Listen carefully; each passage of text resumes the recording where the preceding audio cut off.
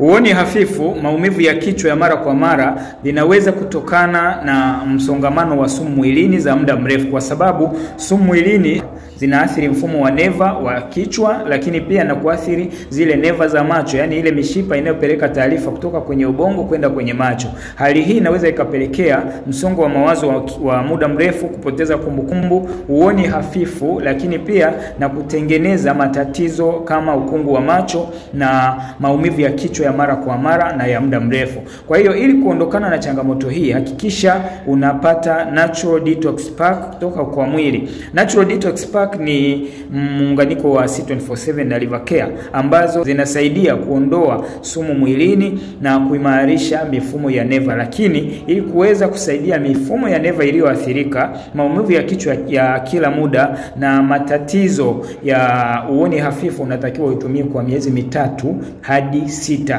ili kuweza kuboresha mifumo hiyo. Tunaendelea na challenge yetu ya siku 30 ya kutumia C24/7 na Liver Care kutoa sumu mwilini. Challenge hii leo ni siku ya 23 jioni, tunatumia Liver Care kidonge kimoja.